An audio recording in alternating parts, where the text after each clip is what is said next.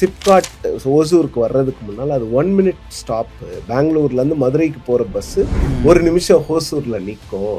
இன்னைக்கு ஓசூருக்குன்னு தனி ஏர்போர்ட் வேணும்னு 50 வருஷம் கழிச்சு நம்ம கேட்டுக்கிட்டு இருக்கோம். இதுதான் வளர்ச்சி. தமிழ்நாடு அரசாங்கமே சிப்காட்னு ஒரு கம்பெனி வச்சிருக்கிறாங்க. அவங்க வந்து ஒரு லேண்ட் பேங்க் வச்சிருக்கிறாங்க. அந்த லேண்ட் பேங்க் அப்படிங்கிறது அவ்வளவு பெரிய ப்ளஸ்ஸு.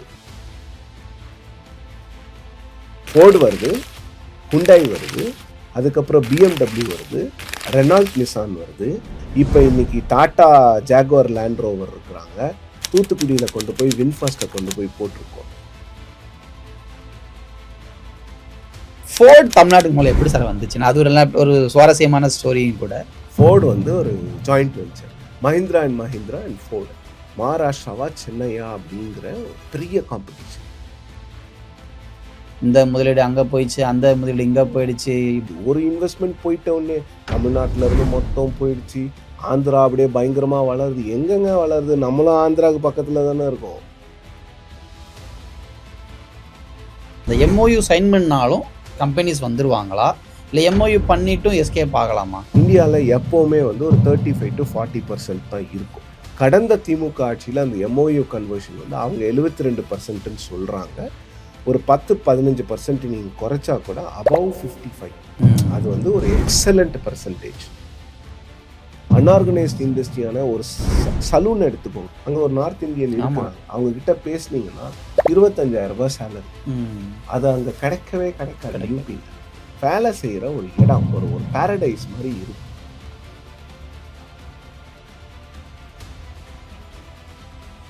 இது என்ன பாயசத்துக்கா? இதுதாமா பாயசத்தோட secret. Sweet and condensed milk from Milky Mist. பார்த்தாலே தெரியுது நல்ல super payasam. Sweet and condensed milk from Milky Mist. லலிதால டைமண்ட் தான் ஹீரோ. சார்ஜஸ் எல்லாம் ஜீரோ. வைரநக மேக்கிங் சார்ஜஸ் மார்க்கெட்ல 3000 4000. உங்க லலிதால ஜீரோ. VA சார்ஜஸ் மார்க்கெட்ல 15% 20%. உங்க லலிதால அதுவும் ஜீரோ. கேரட் பிரைஸ் உங்க லலிதால only 64,000. மார்க்கெட்ல எவ்வளவுன்னு நீங்களே செக் பண்ணுங்க. சென்னை டி நகர், கோயம்புத்தூர் மற்றும் தஞ்சாவூரில் மட்டும். த டிபேட் நேயர்களுக்கு வணக்கம். சமீபத்தில் மிக அதிகமாக பேசப்படக்கூடிய ஒரு துறையாக மாறி இருப்பது அப்படின்னு பார்த்தோம்னா அது தொழில்துறை. தமிழ்நாட்டினுடைய வரலாற்றில் தொழில்துறைக்கென்று ஒரு மிகப்பெரிய ஹிஸ்ட்ரி இருக்குது. அது மட்டுமல்லாது மக்கள் அதிகமாக கவனிக்கக்கூடிய துறையாக அது வந்து கடந்த சில வருடங்கள்லையும் மாறி இருக்கு. அதை பற்றியும் எப்படி முதலீடுகள் தமிழ்நாட்டுக்கு வருது அப்படின்றத பற்றியும் தான் நம்ம இன்றைக்கி பேச போகிறோம். நம்ம கூட சிவபிரியன் சார் இருக்கார். சார் வணக்கம். வணக்கம் மனோஜ். சார், இந்த தொழில்துறை, அந்நிய முதலீடுகள் இதெல்லாம் சமீபத்தில் நிறைய பேர் பேசுகிறாங்க. எங்கே பார்த்தாலும் வந்து இந்த முதலீடு அங்கே போயிடுச்சு, அந்த முதலீடு இங்கே போயிடுச்சு, இப்படின்னு சொல்கிறாங்க. முதல்ல ஒரு மாநிலத்திற்கு முதலீடுன்றது எதன் அடிப்படையில் வரும்? ஹியூமன் ரிசோர்ஸஸ், இங்கே இருக்கக்கூடிய அந்த மனிதர்களினுடைய அந்த மனித வளம். எக்கனாமியை நம்ம 91ல் நாம் இந்தியா ஓப்பன் பண்ணப்போ வெளிநாட்டில் இருக்கக்கூடிய ஃபோர்டு போன்ற நிறுவனங்கள் இந்தியாவுக்கு வராங்க. அப்போ என்னன்னா அவங்க அதுதான் ஃபர்ஸ்ட் டைம் வந்து ஃபாரின் கம்பெனிஸ் இந்தியாவுக்குள்ளே வரும்போது அவங்க ஒரு சர்வே எடுக்கிறாங்க. தமிழ்நாடு வந்து எல்லா சர்வேலையும் டாப் ஆகுது. ஏன்னா இங்கே வந்து ஆக்சிலரி இண்டஸ்ட்ரீஸ், இப்போ வந்து ஒரு கார் தயாரிக்கிறதுக்கு அந்த உதிரி பாகங்கள் இருக்குல்ல, அதனுடைய ஈகோ சிஸ்டம் வந்து தமிழ்நாட்டில் பெருமளவுக்கு இருக்குது.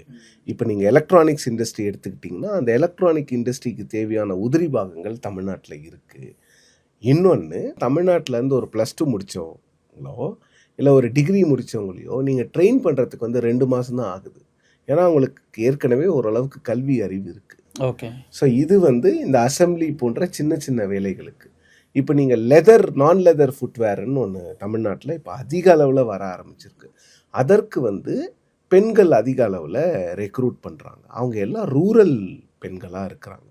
அது இன்னைக்கு கூட முதலமைச்சர் விஜய் அவர்கள் வந்து ஒரு நான் லெதர் ஃபுட்வேரோட ஃபேக்ட்ரியை கரூரில் திறந்து வச்சுருக்காரு. அங்கே அடிடாஸ் ஷூஸ் எல்லாம் வந்து தயாரிக்கிறாங்க. ஸோ அப்போ அந்த ஷூவெல்லாம் தயாரிக்கிறதுக்கு வந்து ஒரு ட்ரைனிங் கொடுப்பாங்க. அந்த ட்ரைனிங்கை ரொம்ப ஈஸியாக தமிழ்நாட்டில் இருக்கிறவங்க கிராப் பண்ணிக்கிறாங்க.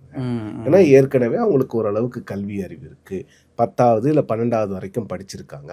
இல்லை கிராமப்புறங்களில் இருக்கிற பெண்கள் அவங்க ஊரில் ஒரு கல்லூரி இருந்தால் அந்த கல்லூரியில் ஒரு டிகிரி வரைக்கும் படிச்சிருக்காங்க. பேசிக்ஸ் அவங்களுக்கு தெரியுது. ஸோ அவங்கள ட்ரெயின் பண்ணுறது ஈஸி. இன்னொன்று, ஒரு தொழில் முதலீடு பண்ணணும்னு நினைக்கிறவங்க இந்த ஹியூமன் ரிசோர்ஸஸ் தாண்டி ஈகோசிஸ்டத்தை தாண்டி அவங்க பார்க்குற விஷயம் வந்து இங்கே வந்து லேண்டு கிடைக்குமா, ஓகே. லேண்ட் எவ்வளோ காஸ்ட்லியாக இருக்கும், இல்லை லேண்ட் எவ்வளோ சீப்பாக இருக்கும், அந்த லேண்டை வந்து அக்வயர் பண்ணுறது எவ்வளோ கஷ்டம் இல்லை எவ்வளோ ஈஸி அப்படிங்கிறது. அதன் பிறகு இந்த முதலீடு போட்டால் இங்கே நாம் எடுக்க முடியுமா அப்படிங்கிறது. அதன் பிறகு கனெக்டிவிட்டி. இப்போ சென்னையில் ஒரு ஃபேக்ட்ரி போடுறீங்கன்னா சென்னையில் எத்தனை போர்ட் இருக்குது, சென்னையில் ஏர் கார்கோ இருக்கா, சென்னையிலேருந்து எவ்வளவு தூரம் போனால் எனக்கு ஒரு போர்ட்டு கிடைக்கும், எவ்வளவு தூரம் போனால் எனக்கு ஒரு ரயில்வே லைன் கிடைக்கும்.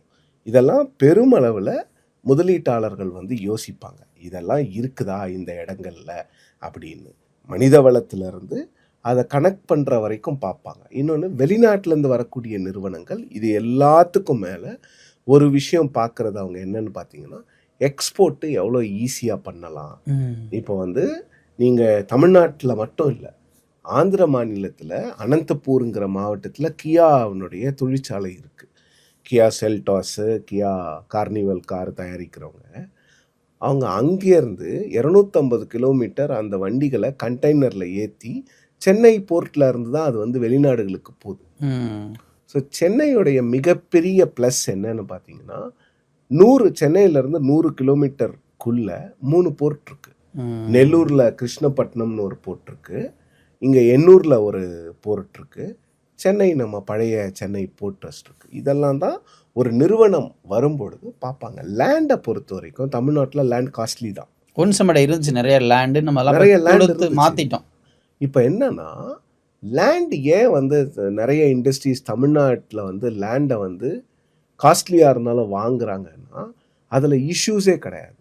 ஏன்னா அவங்க போய் நேரடியாக உட்காந்து அந்த அந்த லேண்ட் ஓனர்ஸ் கிட்ட பேசி வாங்க போதில்லை. ஏன்னா தமிழ்நாடு அரசாங்கமே சிப்காட்னு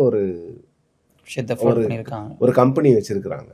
அந்த சிப்காட் வந்து தமிழ்நாட்டில் இருக்கக்கூடிய இந்த இண்டஸ்ட்ரியலைஸ்டு மாவட்டங்களில் அவங்க வந்து ஒரு லேண்ட் பேங்க் வச்சிருக்கிறாங்க. 2 எக்ஸாம்பிள் தான். வின்ஃபாஸ்ட்னு ஒரு நிறுவனம் வெஹிக்கிள்ஸ் எலக்ட்ரிக் கார்ஸ் ப்ரொடியூஸ் பண்ணுறாங்க. அவங்க தூத்துக்குடிக்கு 2024 ஜனவரியில் இந்த உலக முதலீட்டாளர்கள் மாநாட்டில் ஒப்பந்தம் போடுறாங்க. ஜனவரி 7 8 பிப்ரவரி 24 25 அவங்க வந்து அடிக்கல் நாட்டுறாங்க. எப்படி அடிக்கல் நாட்ட முடியுதுன்னா, அவங்க கிட்ட பேசினோடனே சிப்காட்ல இவங்க கிட்ட லேண்ட் பேங்க் இருக்கு. ஒரு சிப்காட்ல 2000 ஏக்கர் 3000 ஏக்கர் 4000 ஏக்கர்னு வச்சிருப்பாங்க. ஸோ இவங்களை கூட்டிட்டு போயிட்டு இதுல 450 ஏக்கர் எடுத்துக்கோங்க, இல்லை உங்களுக்கு எவ்வளோ வேணும், 500 ஏக்கரா, இந்த லேண்ட் பார்சல் இருக்குன்னு சொன்னோடனே அந்த 500 ஏக்கரை அவங்க என்ன பண்ணோம்னா அவங்க பேர்ல டிரான்ஸ்ஃபர் பண்ணுவாங்க. இது லீஸ் தான். இங்க வந்து 99 இயர் லீஸ்க்கு கொடுக்குறாங்க. லேண்டை தமிழ்நாடு அரசு விற்கிறதே கிடையாது, லீஸ் தான். ஸோ அது ரொம்ப ஈஸியாக அவங்க போய் எந்த விவசாயிக்கிட்டேயோ இல்லை எந்த லேண்ட் ஓனர்கிட்டையோ அந்த ஓனர் போய் பேச வேண்டிய அவசியம் கிடையாது. அதே வருஷம் மார்ச் மாதம் 2024 நாடாளுமன்ற தேர்தலுக்கு முன்னால் டாட்டாவினுடைய லேண்ட் ரோவர் ஜாக்வார் நிறுவனம் அவங்களோட ஹை-எண்ட் கார்ஸை தயாரிக்கணும், சென்னையில் ஏதாவது நிலம் கொடுங்கன்னு கேட்குறாங்க. சென்னையில் இல்லை, பணப்பாக்கம் போகிறீங்களா? பணப்பாக்கம் வந்து காடு. அந்த இடத்த மார்ச்சில் போய் பார்க்குறாங்க. செப்டம்பரில் 6 மாதத்தில் ஒரு 400 ஏக்கரை முழுசாக சுத்தம் பண்ணி அந்த கம்பெனியோடைய அடிக்கல் நாட்டு விழாவை அவங்க பண்ணுறாங்க. 16 மாதத்தில் from the day of signing அந்த ப்ராஜெக்ட் வந்து ரியலைஸ் ஆகும். அந்த லேண்ட் பேங்க் அப்படிங்கிறது வந்து அவ்வளவு பெரிய ப்ளஸ்ஸு.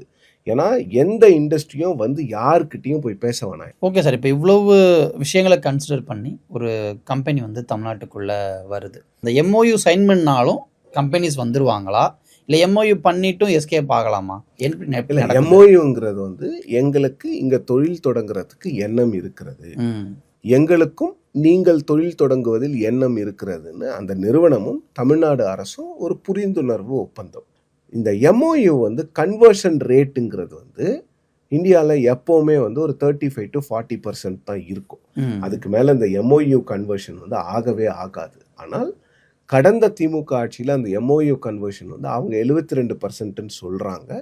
ஒரு 10-15% நீங்கள் குறைச்சா கூட அபவ் 55 அது வந்து ஒரு எக்ஸலண்ட் பர்சன்டேஜ். இங்கே தான் அரசாங்கங்களினுடைய அந்த என்ன சொல்கிறது, அவங்களோட கேப்பபிலிட்டியும் கெப்பாசிட்டியும் வெளியில் வர இடம். எம்ஓயும் ஒரு கம்பெனி உங்களோட போட்டுட்டு ஃபோட்டோ எடுத்துக்கிட்டு போயிடலாம், நீங்கள் அவங்கள ஃபாலோ பண்ணணும். கரெக்ட். இப்போது எம்ஓயு வந்து வின்ஃபாஸ்ட்டுக்கு வந்து ஜனவரியில் போடுறாங்க. அவங்கள இமீடியட்டாக ஃபாலோ பண்ணி அவங்கள கூட்டிகிட்டு போய் அவங்கள லேண்டு காமிச்சு, இந்த லேண்ட் வேணுமா, இந்த லேண்டு உங்களுக்கு வேண்டாமா அப்படின்னு பேசிட்டு அந்த லேண்ட் ரிஜிஸ்ட்ரேஷன் ப்ராசஸை இமீடியட்டாக முடிக்கணும். இப்போ இந்த ஜாகுவார் லேண்ட் ரோவர் பணப்பாக்கம் ஃபெசிலிட்டியில் ஆக்சுவலாக என்ன பண்ணியிருக்காங்கன்னா, அது எலெக்ஷன் டைம். அந்த மாநிலத்தில் அந்த கெப்பாசிட்டியை காமிக்கக்கூடிய இடம் எங்கன்னு பார்த்தீங்கன்னா, பணப்பாக்கத்தில் ஒரு கல்யாண மண்டபத்தை ரெண்ட்டுக்கு எடுக்கிறாங்க 2 மாதத்துக்கு. அங்கே அஃபீஷியல்ஸ் எல்லாம் இருந்து தினமும் உட்காந்து விவசாயிகளை யார் யார்கிட்ட லேண்ட் வாங்குறாங்களோ அவங்களெல்லாம் வர வச்சு டாக்குமெண்ட்ஸ்லாம் வாங்கி 3 மாதத்தில் அந்த லேண்ட் பர்ச்சேஸ் விஷயத்தை முடிக்கிறாங்க எலெக்ஷனுக்கு நடுவில். ஓகே ஓகே, அதுதான் அந்த கமிட்மெண்ட். ஸோ அது வந்து செப்டம்பரில் இந்த ப்ராஜெக்ட் இதுவாகுது. ஒரு 1.5 வருஷத்தில் அந்த ப்ராஜெக்டை வந்து ரியலைஸ் பண்ணிடுறாங்க. எம்ஓயு போடுறதுனால மட்டுமே முதலீடு வந்துடாது. அந்த எம்ஓயுவை நீங்கள் சேஸ் பண்ணணும். போய் அந்த கம்பெனியை வந்து கூட்டிகிட்டு வந்துக்கிட்டே இருக்கணும். ஏன்னா அந்த கம்பெனி வந்து ஒரு 4 இடம் கேட்பாங்க. இப்போது ஜாபில்னு ஒரு ஆப்பிளோடைய உதிரி பாகங்கள், ஆப்பிள் ஃபோனில் போடுற உதிரி பாகங்கள் காம்பனன்ட் மேனுஃபேக்சரிங் வந்து ஜாபில்னு ஒரு கம்பெனி, யூஎஸ் கம்பெனி. அவங்க வந்து சென்னையில் இடம் கேட்டாங்க. ஆனால் சென்னையில் கொடுக்கறதுக்கு நம்மக்கிட்ட இடம் இல்லை. அப்போ இருந்த அதிகாரிகள் அன்றைக்கு முதலமைச்சர் திரு மு க ஸ்டாலின் அவர்கள் யூஎஸ் போகும்போது அவங்கள கன்வின்ஸ் பண்ணுறாங்க, ட்ரிச்சிக்கு வாங்க, நீங்கள் ஏற்கனவே பூனேயில் இருக்கீங்க, பூனே அளவுக்கு பெரிய சிட்டி கிடையாது ட்ரிச்சி, ஆனால் உங்களுக்கு என்ன வேணும், லேண்ட் வேணும், உங்களுக்கு ஹியூமன் ரிசோர்ஸஸ் வேணும், டேலண்ட் இருக்கணும், இந்த 2மே எங்ககிட்ட இருக்குது, வாங்கன்னு கூட்டிகிட்டு வந்து இன்னைக்கு ஜாபில் ஃபேக்ட்ரி வரப்போகுது. ஓகே, அடுத்த சிட்டிஸையும் ப்ரொமோட் பண்ணுறாங்க. இப்போ நிறைய பேர் சொல்கிறாங்கல்ல, நீங்கள் டீசென்ட்ரலைஸ் பண்ணுங்கன்னு. தமிழ்நாடு ஏற்கனவே டீசென்ட்ரலைஸ்டு குரோத்தில் தான் இருக்குது. ஆமாம். இப்போ எம்ஓயுங்கிறது ஃபஸ்ட்டு ஸ்டெப்பு. செகண்ட் ஸ்டெப் வந்து foundation laying stone. Third step தான் வந்து உங்களுக்கு வந்து அந்த இனாக்ரேஷன் பண்ணுறது. நிறைய மாநிலங்கள் என்ன பண்ணுவாங்கன்னா, எம்ஓயு போட்டுட்டு அதை ஒரு ஹைபால்ஸ்க்காக, அதை அட்ராக்ஷனுக்காக பண்ணிவிட்டு அதுக்கப்புறம் எம்ஓயுவை ஃபாலோ பண்ணவே மாட்டாங்க. ஆனால் தமிழ்நாடு வந்து அதை வந்து ரொம்ப, எல்லா கவர்மெண்ட்டுமே அது ரொம்ப தீவிரமாக அந்த எம்ஓயுவை ஃபாலோ பண்ணி, ஏன்னா கைடன்ஸ் அப்படிங்கிற நிறுவனமே அதுக்கு தான் இருக்குது. போடுற எம்ஓயுவை நீங்கள் ஃபாலோ பண்ணிகிட்டே இருக்கணும். அவங்க கொடுத்த அந்த பிளட்ஜை அவங்கள கொண்டு வந்து இங்கே இன்வெஸ்ட் பண்ண வைக்க. இதெல்லாம் எங்கே சார் ஸ்டார்ட் ஆச்சு? இன்வெஸ்ட்மெண்ட்ஸ் பற்றி பேசுகிறதே பார்த்தீங்கன்னா, ஜெயலலிதா அவர்கள் நடத்தின அந்த முதலீட்டாளர் மாநாடு ஹைலைட் ஆகும்போது தான் ஓகே இப்படி ஒரு விஷயம் இருக்குது அப்படின்றது பப்ளிக்கில் பேசப்பட்ட ஒரு விஷயம். ஆனால் அதுக்கு முன்னாடியே நம்ம நிறைய ஒர்க் பண்ணிகிட்டு இருக்கோம். அதனால தான் நம்மக்கிட்ட அவ்வளோ இண்டஸ்ட்ரீஸ் வந்திருக்கு. அதனால தான் நம்ம ஓரளவுக்கு ஒரு குரோத்தை சந்திச்சிருக்கோம். ஆனால் இதுக்கான ஆணிவேர் இது எங்கேருந்து ஸ்டார்ட் ஆச்சுன்னு உங்களால் சொல்ல முடியுமா? இது எங்கே ஆரம்பிச்சதுன்னா மனோஜ், இது இன்னைக்கு நேற்றுலாம் கிடையாது. காமராஜர் காலத்துல இருந்து போட்ட அந்த அடித்தளம் இருக்குல்ல, வெங்கட்ராமன் அவர்கள், சி சுப்பிரமணியம், திரு காமராஜ், அதன் பிறகு அண்ணாதுரை, திரு கருணாநிதி அவர்கள், எம்ஜி ராமச்சந்திரன், ஜெயலலிதா, எடப்பாடி பழனிசாமி, திரு மு க ஸ்டாலின், இப்போ ஜோசப் விஜய், இந்த 9 பேர், இந்த முதலமைச்சர்கள் மற்றும் இண்டஸ்ட்ரீஸ் மினிஸ்டர், இதில் எல்லாருக்குமே பங்கு இருக்கு. இது வந்து ஒரு நாளில் ஒரு சிஸ்டமை, ஒரு ஈகோ சிஸ்டமை வந்து நீங்கள் ஒரு நாள்லலாம் பண்ண முடியாது. சிப்காட்டை வந்து 70களில் ஹோசூரில் கொண்டு வரும்போது எனக்கு அங்கே இருக்கிற ஒரு சிஓ ஒருத்தர் சொன்னார், நான் வந்து பெங்களூரில் ஒர்க் பண்ணிட்டு இருந்தேன், சிப்காட் ஹோசூருக்கு வர்றதுக்கு முன்னால் அது 1 மினிட் ஸ்டாப்பு, பெங்களூர்லேருந்து மதுரைக்கு போகிற பஸ்ஸு 1 நிமிஷம் ஹோசூரில் நிற்கும். இன்னைக்கு ஹோசூருக்குன்னு தனி ஏர்போர்ட் வேணும்னு 50 வருஷம் கழித்து நாம் கேட்டுக்கிட்டு இருக்கோம். இதுதான் வளர்ச்சி. இன்னொன்று டைட்டன் மாதிரி ஒரு நிறுவனம் இன்னைக்கு ஹோசூரில் இருக்குதுன்னா, தமிழ்நாடு அரசு வந்து டிட்கோ அவங்களாம் அங்கே கொண்டு போனாங்க. அது மாதிரி பெரிய ஸ்டோரியே இருக்கு. எவ்வளோ பெரிய ஸ்டோரி. அதில் நிறைய பேருக்கு தெரியாத விஷயம், டைட்டன்ல 49% ஸ்டேக் நமக்கு இருக்கு. அது தமிழ்நாடு அரசுடைய நிறுவனம். ஆமா, தமிழ்நாடு அரசு நிறுவனம் மட்டும் இல்லாம நம்ம ஸ்டேக் மட்டுமே, நம்ம ஷேர்ஸோட வேல்யூ மட்டுமே 1 lakh crore. இந்த தொழில் வளர்ச்சிக்கு என்ன பண்ணணுமோ அவங்களால இயன்றதை பண்ணியிருக்கிறாங்க. இன்னொன்று போட்டி போட்டிருக்காங்க. இந்த 90களில் இந்த உலகமயமாக்கல் ப்ளஸ் இந்த எக்கனாமியை நீங்கள் ஓப்பன் பண்ணும்போது அம்மையார் ஜெயலலிதா அவர்களும் கலைஞர் கருணாநிதி அவர்களும் ஒருத்தருக்கு ஒருத்தர் போட்டி போடுறாங்க. நீங்க ஃபோர்டு கொண்டு வந்துட்டீங்களா, நான் ஹூண்டாய் கொண்டு வருவேன். நீங்க ஃபோர்டோட 3000 கோடி டீலா, நான் 5000 கோடி கொண்டு வரேன். ஓ, நீங்க ஹூண்டாய் கொண்டு வந்துட்டீங்களா, பாருங்க நான் வந்து அதே ஹூண்டாயோட எக்ஸ்பென்ஷன் ப்ராஜெக்ட் பண்றேன், நான் ஃபோர்டுக்கு இன்னொரு எக்ஸ்பென்ஷன் கொடுக்குறேன், நான் இந்த கம்பெனி கொண்டு வரேன். 2 பேரும் போட்டி போட்டாங்க. ஃபோர்டு வருது, ஹுண்டாய் வருது, அதுக்கப்புறம் BMW வருது, ரெனால்ட் நிசான் வருது. இன்னைக்கு வந்து நீங்கள் பார்த்தீங்கன்னா ஏற்கனவே இங்கே இந்துஸ்தான் மோட்டார்ஸோட ஃபேக்ட்ரி ஒன்று இருந்தது, இங்கே ஃபியட்டோட ஃபேக்ட்ரி வச்சுருந்தோம் நாம்.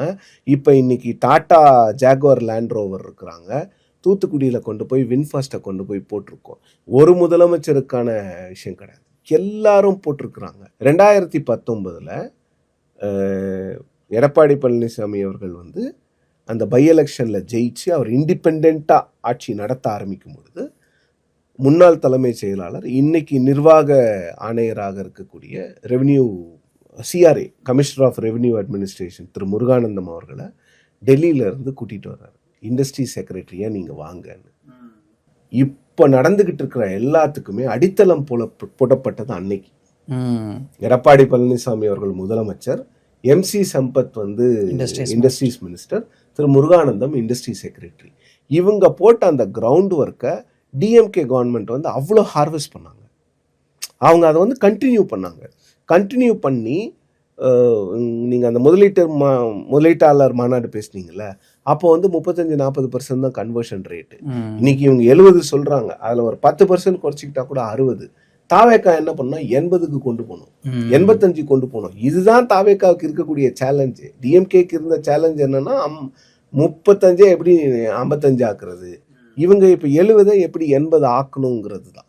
ஏன்னா இங்கே நீங்கள் வந்து பெருமளவில் நீங்கள் போய் எந்த மீட்டிங்கில் கலந்துக்கிட்டாலும் தமிழ்நாட்டுக்குன்னு வர்றவங்க வந்துக்கிட்டே தான் இருக்கிறாங்க. கண்டிப்பாக அது என்றைக்குமே மாறாது. ஏன்னா இங்கே போட்டிருக்கிற அந்த பாலிசி கண்டினியூட்டின்னு ஒன்று இருக்குது. நான் சொன்னேன்ல, அந்த போட்டி போடுறாங்கன்னு. அந்த போட்டி எப்படி போடுவாங்கன்னா, முன்னாள் தொழில்துறை செயலாளர் திரு கிருஷ்ணன் அவர்கள் வந்து துபாயில் ஒரு மீட்டிங்கில் 2022 சொல்கிறாரு. ஒரு பியூரோக்ராட்டாக அதை யாருமே பேச மாட்டாங்க, ஆனால் அவர் பேசுகிறாரு, இங்கே பாலிசி கண்டினியூட்டி இருக்குது, யார் வேணாலும் ஆளட்டும், யாரும் இண்டஸ்ட்ரி பாலிசியை சேஞ்சே பண்ண மாட்டாங்க, தைரியமாக வாங்க, எங்கள் மாநிலத்தில் என்ன கண்டினியூட்டி போன அரசில் என்ன இருந்ததோ இந்த அரசில் அதே தான் இருக்குது, இண்டஸ்ட்ரி பாலிசி நாங்கள் மாற்றவே மாட்டோம். கிளாசிக் எக்ஸாம்பிள், ஓலாங்கிற ஒரு கம்பெனியை கிருஷ்ணகிரி மாவட்டத்தில் போச்சம்பள்ளி பக்கத்தில் தொடங்குறாங்க. 2500 கோடி ரூபாய் தான் எடப்பாடி பழனிசாமி அவர்கள் தலைமையிலான அரசு ஒப்பந்தம் போடுறாங்க. திமுக வந்து அதை தடுக்கலை, அதை நிறுத்தலை. என்ன பண்ணுறாங்கன்னா 1.5 வருஷத்தில் அவங்கக்கிட்ட 7400 கோடிக்கு இன்னொரு புரிந்துணர்வு ஒப்பந்தம் போடுறாங்க. அந்த இடமே இப்போ 10,000 கோடியில் அவ்வளோ டிரான்ஸ்ஃபார்ம் ஆயிருக்கு. நீங்கள் அந்த கிருஷ்ணகிரி போச்சம்பள்ளி போய் பார்த்தீங்கன்னா அது கம்ப்ளீட்லி டிரான்ஸ்ஃபார்ம்டு. அந்த தமிழ்நாட்டோட ஈவி ரெவல்யூஷன் அப்போ தான் எடப்பாடி காலத்தில் தான் ஸ்டார்ட் ஆகுது. அதே மாதிரி டாடா எலக்ட்ரானிக்ஸ் பிரைவேட் லிமிட்டடை எடப்பாடி பழனிசாமி அவர்கள் வந்து கடைசி நேரத்தில் கொண்டு வர்றாரு. அவரோட ஆட்சி முடிய போகும் தருவாயில் பிப்ரவரியில் கொண்டு வர்றாரு. அவர் வரும்போது கிட்டத்தட்ட இன்வெஸ்ட்மெண்ட் அங்கே 7000 கோடி தாங்க. இன்னைக்கு 30,000 கோடி அளவுக்கு இன்வெஸ்ட்மெண்ட் அங்கே டாடா குரூப் பண்ணியிருக்கு. டாடா குரூப் இன்வெஸ்ட்மெண்ட் பண்ணது மட்டும் இல்லாமல் அங்கே ஹவுசிங் சொசைட்டி வர டாடா குரூப் ஆரம்பிக்கிறாங்க. அதை சாத்தியப்படுத்தினது திமுக அரசு. டெல்டா எலக்ட்ரானிக்ஸ்னு ஒரு கம்பெனி ஹோசூருக்கு வந்தாங்க. அவங்கள 2000 கோடியிலேருந்து 6000 கோடி அவங்க கிட்ட புரிந்துணர்வு ஒப்பந்தம் பண்ணி அவங்களோட சப்ளையர்ஸையும் கொண்டு வந்திருக்கு திமுக அரசு. ஸோ அந்த கண்டினியூட்டி ஆஃப் பாலிசிங்கிறது அதுதான். ஓ, அவங்க 2000 கொண்டு வந்தால் நான் அவங்க கிட்டதே நான் 6000 கொண்டு வருவேன். இன்னொன்று என்னென்னா அந்த ஒர்க்கு கல்ச்சர், நம்ம மக்களினுடைய அந்த ஒர்க்கு கல்ச்சர், அந்த டெடிக்கேஷன், அந்த டிவோஷன் வந்து தைவானீஸ் கம்பெனிஸ்க்கு வந்து அவ்வளோ பிடிக்கும். இப்போ ஃபாக்ஸ்கானாக இருக்கட்டும், டெல்டாவாக இருக்கட்டும், நீங்கள் வந்து நம்ம பேசுகிற இந்த நான் லெதர் ஃபுட்வேர் மேக்ஸிமம் வந்து தைவானீஸ் கம்பெனிஸ் தான். அவங்களுக்கு வந்து தமிழ்நாட்டை வந்து அவ்வளோ பிடிக்கும். ஜாப்பனீஸ் கம்பெனிஸ் மட்டும் கிட்டத்தட்ட ஒரு 500 கம்பெனி தமிழ்நாட்டில் இருக்குது, யாருக்குமே தெரியாது. அவங்க வந்து இந்த சிப்காட்டில் பண்ண மாட்டாங்க, அவங்க கொஞ்சம் ப்ரீமியம் ஸ்பேஸ்க்கு போவாங்க. இன்னொன்று மனோஜ், தமிழ்நாடு அரசாங்கம் திரு எடப்பாடி பழனிசாமி காலத்துலேயும் சரி, திரு ஸ்டாலின் காலத்துலேயும் சரி, அவங்க வந்து சிப்காட்டில் மட்டும்தான் நீங்கள் இன்வெஸ்ட் பண்ணணும்னு சொன்னதே கிடையாது. ஓகே, தமிழ்நாட்டுக்கு வாங்க, நீங்கள் எங்கே பண்ணால் என்ன? சிப்காட்டில் பண்ணுறீங்க, மஹிந்திரா பை ஆரிஜின்ஸில் பண்ணுறீங்க, ஜிஎம்ஆரில் பண்ணீங்க, எங்கே பண்ணால் என்ன? தமிழ்நாட்டில் பண்ணுங்கள்.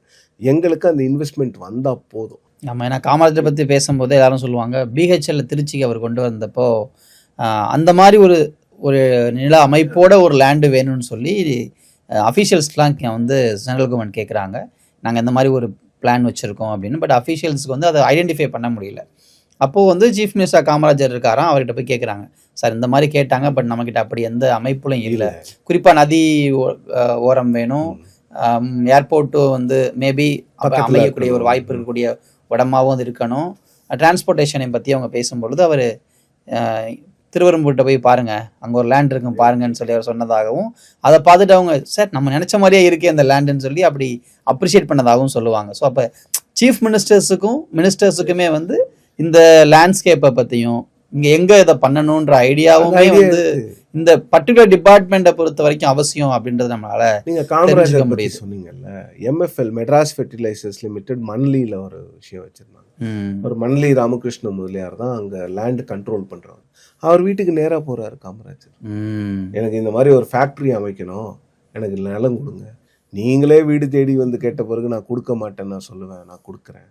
அந்த மாதிரி முதலமைச்சர்கள் எடுத்த முயற்சிகள் வந்து எல்லா முதலமைச்சரும் ஒரு கட்டத்தில் அந்த முயற்சிகளை எடுத்திருக்கிறாங்க. எங்கே தேவையோ அவங்க எடுப்பாங்க. ஒரு classic example, 2 example, Edappadi Palaniswami அவர்கள் காலத்துலேயும் ஸ்டாலின் அவர்கள் காலத்துலேயும். எடப்பாடி பழனிசாமி அவர்கள் காலத்தில் பெகட்ரான்னு ஒரு ஆப்பிள் ஐஃபோன் தயாரிக்கிற நிறுவனம் வந்து தமிழ்நாடும் அவங்கள வாங்கன்னு கூப்பிட்றாங்க, கர்நாடகாவும் வாங்கன்னு கூப்பிட்றாங்க. தமிழ்நாட்டில் திரு முருகானந்தம் அவர்களும் MC சம்பத் அவர்களுடைய மீட்டிங். இங்கே தமிழ்நாடு டீம் என்ன டிசைட் பண்ணுதுன்னா, நம்மளே ஏன் பேசிகிட்டு இருக்கோம், நம்ம சிஎம் கிட்ட கூட்டிகிட்டு போயிடுவோம். ஓகே, சிஎம் கூப்பிட்டாருன்னா இன்னும் கொஞ்சம் வேல்யூ அடிஷனாக இருக்கும். சிஎம் வந்து வாங்கன்னு சொல்லிடுறாரு. இந்த டிஸ்கஷன் போய் பேசுகிறாங்க. சிஎம் சொன்ன ஒரே வார்த்தை, ப்ளீஸ் கம் டு தமிழ்நாடு. அன்னைக்கே அந்த டீல் முடிஞ்சு, ஒரு அஷூரன்ஸ் தான், அவ்வளோதான், அன்னைக்கே அந்த டீல் முடிஞ்சுது. அதுக்கப்புறம் ஃபோர்டு வந்து தமிழ்நாட்டில் வந்து ஃபேக்ட்ரியை க்ளோஸ் பண்ணிட்டாங்க. டாடா மோட்டார்ஸை வாங்கிக்கணும்னு சொல்லணும்னு சொல்லிட்டு தமிழ்நாடு அரசாங்கம், அன்னைக்கு திமுக அரசாங்கம் ஒரு குழுவை அனுப்பிச்சு டாடா மோட்டார்ஸ் கிட்ட பேசுகிறாங்க. அவங்க என்ன சொல்கிறாங்கன்னா, அந்த ஃபேக்ட்ரியை எங்களால் வாங்க முடியாது, ஏன்னா அது ரொம்ப தூரத்தில் இருக்குது. சானத்தில் ஒரு ஃபேக்ட்ரி, குஜராத்தில் சானத்னு ஒரு ஊரில் டாடா மோட்டார்ஸ் ஒரு ஃபேக்ட்ரி வச்சுருக்குறோம், அதுக்கு பக்கத்தில் தான் ஃபோர்டு ஃபேக்ட்ரி இருக்குது, ஒரு காம்பவுண்டு செவரு தான், காம்பவுண்டு செவரை உடைச்சிட்டோம்னா ரெண்டும் ஒன்றாயிடும், அதனால் நாங்கள் அங்கே போகிறோம். அப்போ தமிழ்நாடு முதலமைச்சர் வந்து கேட்குறாரு, அந்த ஃபேக்ட்ரியை அங்கே கொண்டு போயிட்டீங்க, இங்கே ஒரு தமிழ்நாட்டுக்கு ஒரு கார் ஃபேக்ட்ரியை கொண்டு வாங்கலாம் நீங்கள் அப்படின்னு கேட்கும்போது கொஞ்சம் டைம் கொடுங்க. அந்த ரிக்வெஸ்டினுடைய ரிசல்ட் தான் Tata Motors Ranipet plant. So முதலமைச்சர்கள் வந்து இங்கே வந்து இண்டஸ்ட்ரியலிஸ்ட் கிட்ட பேசும்போது, இன்னொன்று சந்திரசேகரன் அவர்கள் வந்து தமிழ்நாட்டை சார்ந்தவர், நாமக்கல்ல சார்ந்தவர், இன்னொன்று அவர் வந்து முன்னாள் முதலமைச்சர் சொன்ன மாதிரி அரசாங்க பள்ளியில் பயின்றவர். ஸோ அவர்கிட்ட ஒரு ரிலேஷன்ஷிப் இருக்கும்போது கேட்குறாங்க, நீங்கள் இதை பண்ணுங்கன்னும் போது ஓகே நான் பண்ணுறேன். ஈவன் டாட்டா கூட நமக்கு ஒரு லாங் ஸ்டாண்டிங் ரிலேஷன்ஷிப் இருக்குது. ஸோ அதெல்லாம் எப்படி யூஸ் பண்ணிக்கிறது அப்படின்னு அந்த இடத்துல தான் திரு விஜய் அவர்களுக்கு வந்து அது இன்னும் ஈஸி. அந்த சாம் அஃபென்சிவா அவர் வந்து அன்லீஷ் பண்ணார்னா இன்னும் ஈஸி தான். இது எல்லாமே சாம் தான். அந்த சாமை பற்றி பேசும்போது ஃபோர்டு வந்து தமிழ்நாட்டுக்கு வரணும். ஆமாம், நான் அதை பற்றி தான் உங்களுக்கு கேட்கலாம் நினச்சேன். பேசும்போது நீங்கள் ஃபோர்டை பற்றி 2-3 டைம் குறிப்பிட்டீங்க. ஃபோர்ட் தமிழ்நாட்டுக்கு மூலம் எப்படி சார் வந்துச்சுன்னா, அது ஒரு சுவாரஸ்யமான ஸ்டோரியும் கூட. ஸோ ஃபோர்ட் தமிழ்நாட்டை சூஸ் பண்ணி வந்த அந்த கதை சொல்லுங்கள். ஃபோர்டு வந்து ஒரு ஜாயிண்ட் வெஞ்சர். அப்போ வந்து ஒரு இந்தியன் கம்பெனியோட நீங்கள் வந்து சேர்ந்து தான் வரணும். மஹிந்திரா அண்ட் ஃபோர்டு அவங்க மகாராஷ்டிரா பேஸ்ட் பீப்புள். டாடா மோட்டார்ஸ்க்கு மகாராஷ்டிராவில் அப்போ தான் அவங்க பேசஞ்சர் வெஹிக்கிள்குள்ளே கொஞ்சம் கொஞ்சமாக வராங்க. அவங்களுக்கு ஒரு ஃபேக்ட்ரி இருக்குது. ஸோ எல்லாரும் என்ன நினைக்கிறாங்கன்னா, இது மகாராஷ்டிராவுக்கு தான் போகும் அப்படின்னு நினைக்கும் போது, இங்கே தமிழ்நாட்டில் இருக்கக்கூடிய அதிகாரிகள், அன்னைக்கு இண்டஸ்ட்ரி செக்ரட்டரியாக இருந்த திரு சி ராமச்சந்திரன் நினைக்கிறேன், அவர் வந்து முதலமைச்சர்கிட்ட பேசி ஒரு முயற்சி எடுக்கிறாங்க. முதலமைச்சர் ஜெயலலிதா அவர்களும் ஒரு ப்ரெஸ்டேஜாக எடுத்துக்கிட்டு, அவங்க இங்கே வந்தால் நல்லாயிருக்கும், நம்ம இண்டஸ்ட்ரியல் க்ரோத் கொண்டு வருவோமே அப்படின்னு அந்த ஃபோர்ட் டெலிகேஷன் வரும்போது she presence her facts so well. அவங்களுக்கு ஒரு சாம் இருக்குல்ல, ஒரு ஒரு ஒரு கரிஸ்மேட்டிக் லீடர். அவங்க ப்ரெசன்ட் பண்ணும்போது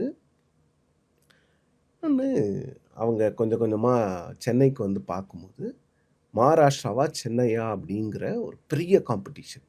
எல்லாரும் நினைக்கிறாங்க அது மகாராஷ்டிராவுக்கு தான் போக போகுது, சென்னைக்கு வராது. என்ன இருக்குது சென்னையில்? சென்னை வந்து ஒரு கன்சர்வேட்டிவ் சிட்டி, இங்கே வந்து ஒரு ஃபேக்ட்ரிலாம் எப்படி பண்ணுறது? அப்புறம் இங்கே வந்து பார்த்திங்கன்னா இங்கே தான் கோயம்புத்தூர்னு ஒரு ஊர் இருக்குது தமிழ்நாட்டில். அந்த ஊரில் வந்து நீங்கள் எந்த பார்ட்ஸுக்கு டம்மி கேட்டாலும் 2 நாளில் பண்ணி கொடுத்துருவாங்க. அந்த அளவுக்கு டேலண்டான ஆளுங்க.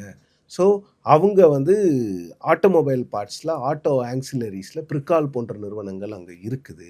அப்போ ஏன் நம்ம தமிழ்நாட்டுக்கு போகக்கூடாதுன்னு அவங்க நினைக்கும்போது இந்த சி ராமச்சந்திரன் இண்டஸ்ட்ரி செக்ரட்டரிஸ் வந்து அவருக்கு மகேந்திராவில் யார் யாரை தெரியுமோ அவங்களெல்லாம், அப்போல்லாம் வந்து உங்களுக்கு மொபைல் ஃபோன்லாம் கிடையாது, லேண்ட்லைன் ஃபோன்ஸ் தான். லேண்ட்லைன் ஃபோன்ஸை வச்சு போய் மகாராஷ்டிராவுக்கு போய் இறங்கி பார்த்து கன்வின்ஸ் பண்ணி அந்த டீமை சென்னைக்கு கொண்டு வராங்க. இந்த டீம் சென்னைக்கு வந்தவுடனே முதலமைச்சர்கிட்ட பேசி பார்க்கும் பொழுது அவங்களுக்கு சென்னையில் இதை பண்ணலாம், இன்னொன்று இங்கே ஈகோ சிஸ்டம் இருக்குது, நமக்கு தேவையான பார்ட்ஸை நம்ம அமெரிக்காவிலேருந்து இறக்குமதி பண்ண வேண்டாம், இங்கேயே கிடைக்கும் போல் அப்படின்னு தான் அவங்க முதலாக ஃபோர்டு வந்து தமிழ்நாட்டை சூஸ் பண்ணுறாங்க. பெரிய அச்சீவ்மெண்ட் பை மேடம் ஜெயலலிதா. இதை நம்ம பேசும்போதே சார், அது 2 வீலர் செக்டாரும் ரொம்ப முக்கியம். ராயல் என்ஃபீல்டோடைய பிறப்பிடமாக தமிழ்நாடு தான் இருக்குது. இன்றைக்கி ஏதோ ராயல் என்ஃபீல்டு வந்து ஒரு சின்ன எக்ஸ்பேன்ஷனை வந்து அவங்க ஆந்திராவில் பண்ணுறாங்க. ஆனால் அதுக்கே நம்ம ஆட்கள் வந்து ஐயோ ராயல் என்ஃபீல்டு தமிழ்நாடை விட்டு போதான்ற அளவுக்கு ஒரு இதை கொண்டு வந்துட்டாங்க. ஆனால் ராயல் என்ஃபீல்டோட அத்தனை இன்வெஸ்ட்மெண்ட்ஸும் இங்கே இருக்குது. ஒரு சின்ன பிளான்ட் கூட நம்ம அதை பார்க்கலாம். ஒரு இங்கே இதுக்கு மேலே இங்கே பண்ண முடியாதுன்ற இடத்துல தான் அவங்க அங்கே போகிறாங்க. Cost of doing the business in Tamil Nadu is also very high. நிறைய பேருக்கு இப்போ இங்கே என்ன பிரச்சனை சார், நம்ம வந்து ஸ்டார்டிங் ஸ்டேஜில் இல்லை. தமிழ்நாடோட இண்டஸ்ட்ரியல் க்ரோத்துன்றது ஆரம்ப கட்டத்தில் இருந்துச்சுன்னா நம்ம எல்லாருக்கும் என்ன இன்சென்டிவ் வேணுமாலும் கொடுக்கலாம். ஆனால் நமக்கு என்னென்னா இப்போ அந்த நிலைமையில் நம்ம இல்லை. நம்மக்கிட்ட அதே நேரத்தில் லேண்டுமே நம்ம பார்த்தோம் அப்படின்னா முன்ன இருந்த கெப்பாசிட்டியில் நம்மக்கிட்ட இல்லை. அப்போது இது போன்ற ஒரு நிறுவனங்கள் கேட்கக்கூடிய அளவுக்கான லேண்டோ இல்லை அந்த சில விஷயங்களை கொடுக்குறதோ வந்து இப்போ இருக்கிற நிலைமையில அது முடியாது. நம்மளால இன்சென்டிவ்ஸ் கொடுக்கவே, ஏன்னா நம்ம அந்த கட்டத்தை தாண்டிட்டோம். ஆனால் ஆந்திராவுக்கு அந்த பிரச்சனையே இல்லை. ஆந்திரா வந்து நியூலி இப்போ தான் டெவலப் ஆகிற ஸ்டேட். அவங்களுக்கு ஹைதராபாத் போயிட்டதுனால அவங்களுக்கு இது வேணும். அவங்களுக்கு கியா ஃபேக்ட்ரி அவ்வளோ பேடாக தேவைப்பட்டு, நமக்கு ஒரு கியா ஃபேக்ட்ரி போனாலும் ஒரு டாடா ஃபேக்ட்ரி வந்துருச்சு, ஒரு வின்ஃபாஸ்ட் வந்துருச்சு, ஸ்டெலாண்டிஸ் வந்து 2000 கோடி இன்வெஸ்ட் பண்ணுறேன்னு ப்ராமிஸ் பண்ணியிருக்கிறாங்க.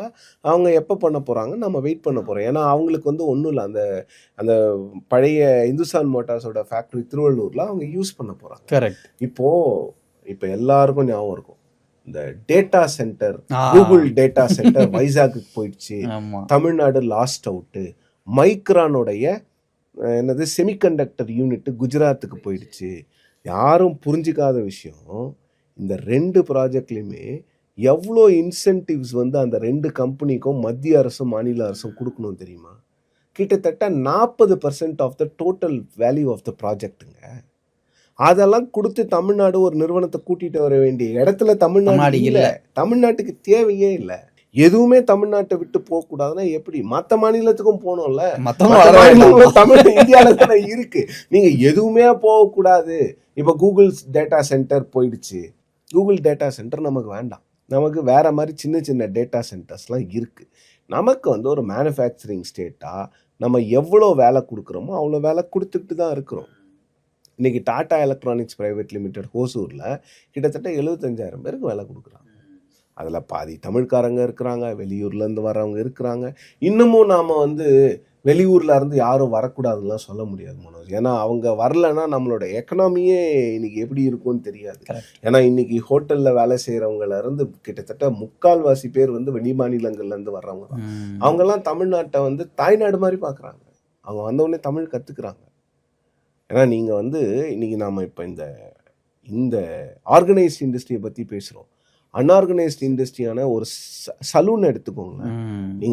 நீங்கள் சென்னையில் எந்த இடத்துல நீங்கள் முடி வெட்டுறதுக்கு போனாலும் அங்கே ஒரு நார்த் இந்தியன் இருக்கிறாங்க. அவங்க கிட்ட பேசுனீங்கன்னா 25,000 ரூபாய் சேலரி. அது அங்கே கிடைக்காது யூபியில். இப்போ என்ன பண்ணுறாங்கன்னா அந்த 20,000 அவங்க வீட்டுக்கு அனுப்புகிறாங்க. ஒரு 10 வருஷம் இங்கே வேலை செஞ்சால் போதும். அந்த பணத்தை சேமித்து வச்சுருப்பாங்க. அங்கே போய் நான் ஏதாவது ஒரு சின்ன பொட்டி கடை போட்டு நான் பிழைச்சிப்பேன். அவங்களுக்கு வந்து இது வந்து வேலை செய்கிற ஒரு இடம், ஒரு பாரடைஸ் மாதிரி இருக்கு. இப்போ இவங்க என்னன்னா, இந்த சோஷியல் மீடியா வந்த பிறகு எந்த ஒரு ப்ராஜெக்டும் எங்கேயுமே போகக்கூடாது, அப்படியெல்லாம் இருக்கவே முடியாது. ப்ராஜெக்ட்ஸ் போக தான் போகும். இல்லை, அதே ஃபோர்டு கிட்ட போய் நம்ம அவங்களை கன்வின்ஸ் பண்ணி மறுபடியும் அந்த பிளான்ட்டை ஓப்பன் plant-அ பண்ணுறதுக்கான நாம வந்து ஏறக்குறைய ஃபைனல் ஸ்டேஜ் வந்துட்டோம். அவங்களே அதை மறுபடியும் ரிவைவ் பண்ணுற அளவுக்கு வந்துட்டாங்க. இப்போ அவங்க ரீஸ்ட்ரக்சர் பண்ணுறாங்க. யுஎஸ் போகும்போது அன்றைக்கு முதலமைச்சர் திரு மு க ஸ்டாலின் அவர்கள் வந்து ஃபோர்ட் கம்பெனி நிர்வாகிகளை சந்திக்கிறாங்க. போய் இவங்க சொல்றாங்கல்ல, ஏன் வெளிநாட்டுக்கெல்லாம் போனீங்கன்னு. போனோம், ஏன்னா இன்னைக்கு அவ்வளோ காம்படிஷன் இருக்கு. விஜய் அவர்களும் போனோம், நிச்சயமா போகணும். மற்ற மாநிலங்கள் போகும்போது நம்ம உட்காந்துக்கிட்டு அந்த காலத்தில் இருந்த மாதிரி நம்ம வந்து இல்லை நாங்கள் இங்கேருந்தே இருக்கிறோம்லாம் சொல்ல முடியாது. விஜய் அவர்களும் செல்ல வேண்டும். அங்கே போகிறது வந்து இன்வெஸ்ட்மெண்ட்டை வாங்கிட்டு வர்றதுக்கு மட்டும் இல்லை மனோஜ், அது ஒரு நெட்வொர்க்கிங், அது ஒரு ரீச்சிங் அவுட். இன்னைக்கு அது ரொம்ப முக்கியம், ரொம்ப ரொம்ப முக்கியம். முதலமைச்சர் ஸ்டாலின் அவர்கள் வந்து மே 2023 நினைக்கிறேன் ஜப்பானுக்கு போனார்.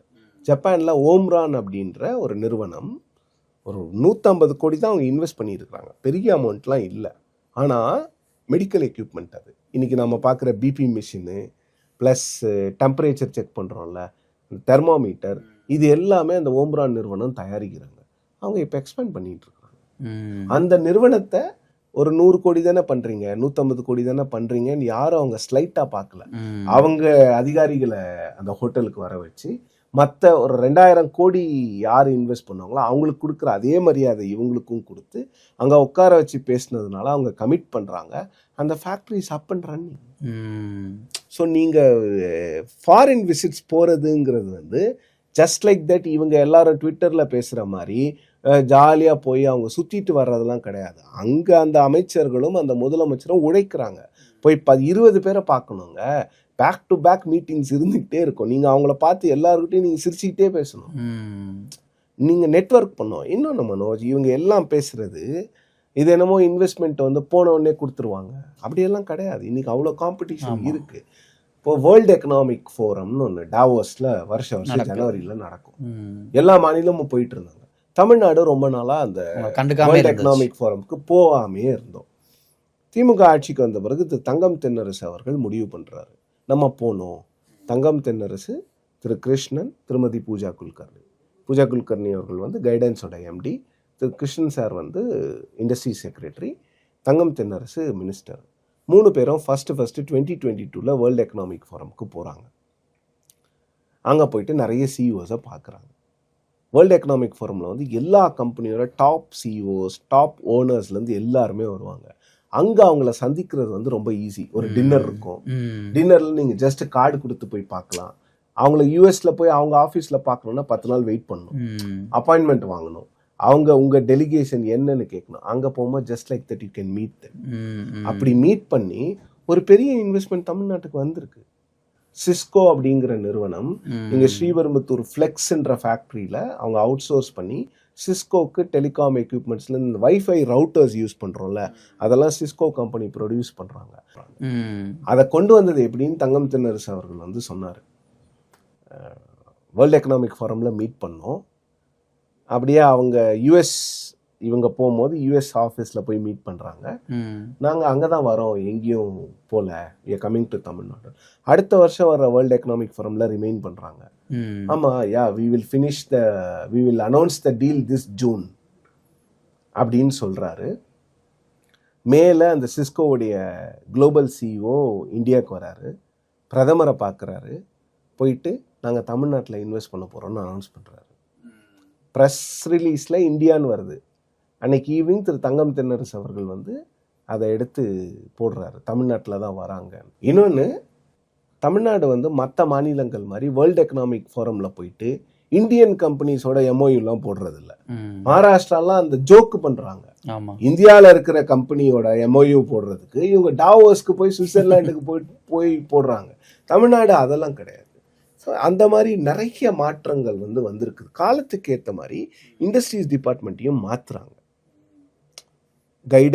கைடன்ஸ் ஆஃபீஸ்க்கு நீங்கள் போனீங்கன்னா ஒரு கவர்மெண்ட் ஆஃபீஸாகவே அது இல்லை.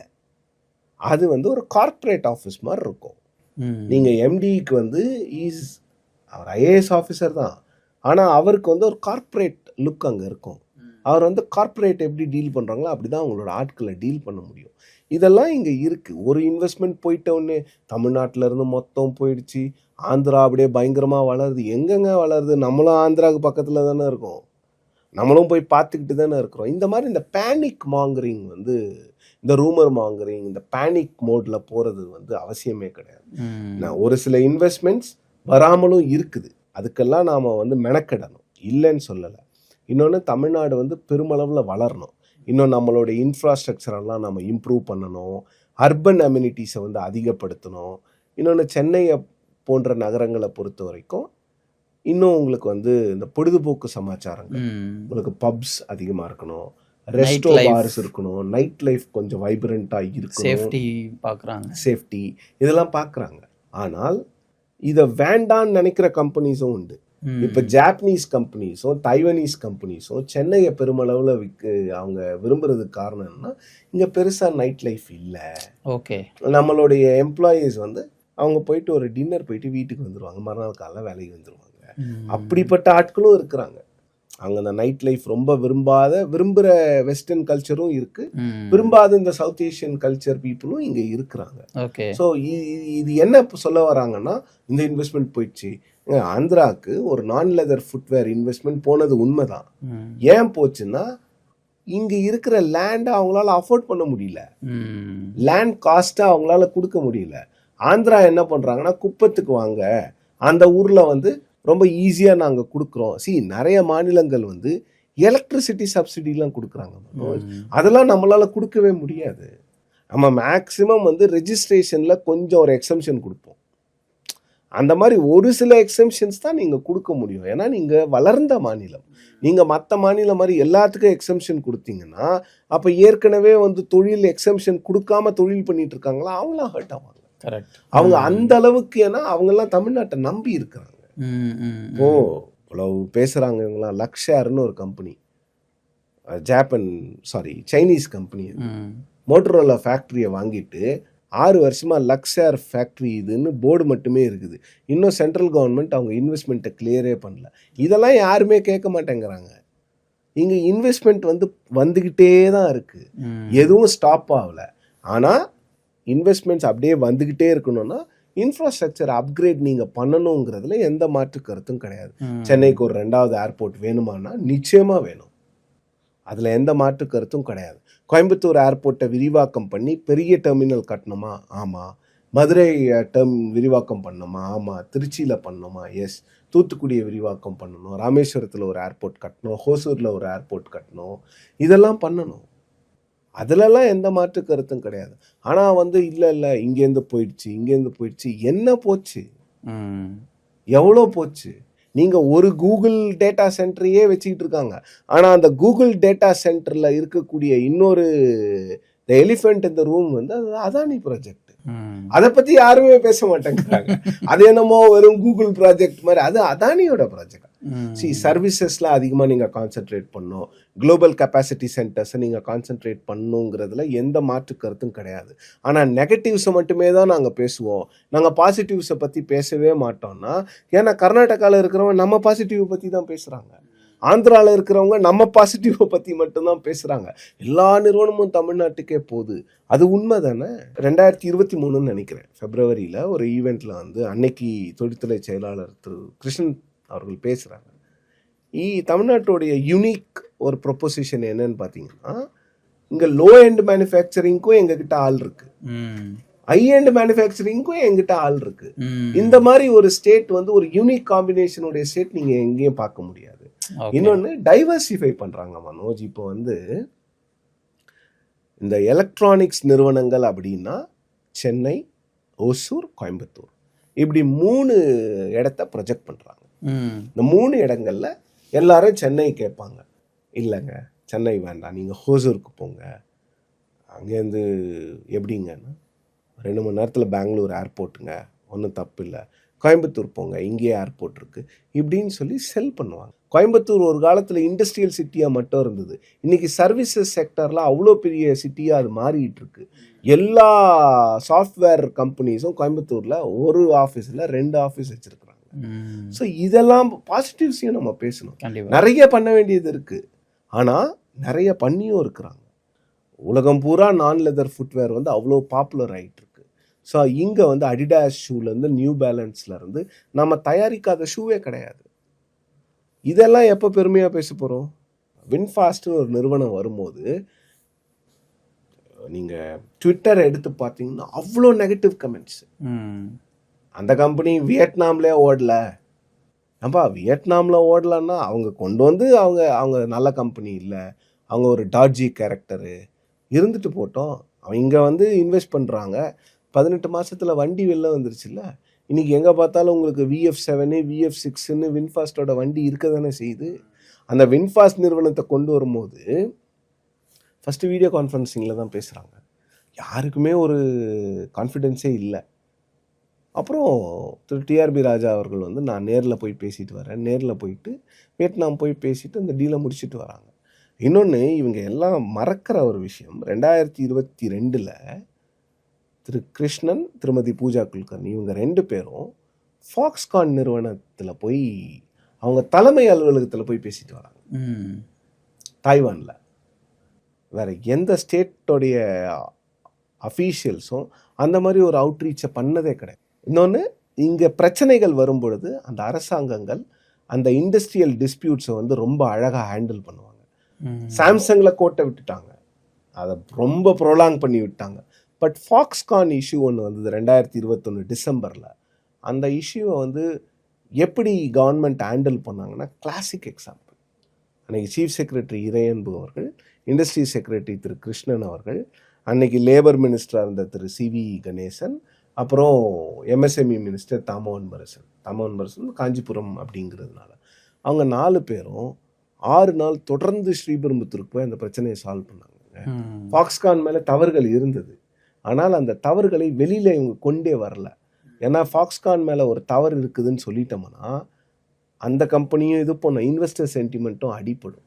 அது அடிப்படாமல் எப்படி அதை பக்குவமாக இந்த தொழிலாளர்களுடைய நலனையும் காக்கணும், இண்டஸ்ட்ரி சென்டிமெண்ட்டையும் காக்கணும்னு அது ஒரு கிளாசிக் எக்ஸாம்பிள். அந்த ஃபைல்ஸ் எல்லாம் இருக்கும், தாவேக்காவில் இருக்கிறவங்க படிக்கலாம் எடுத்து. அந்த ஃபைல்ஸ் எல்லாம் இருக்க தானே போகுது. கண்டிப்பாக கவர்மெண்ட் இதில் தானே இருக்க போகுது, வேற எங்கே போக போகுது?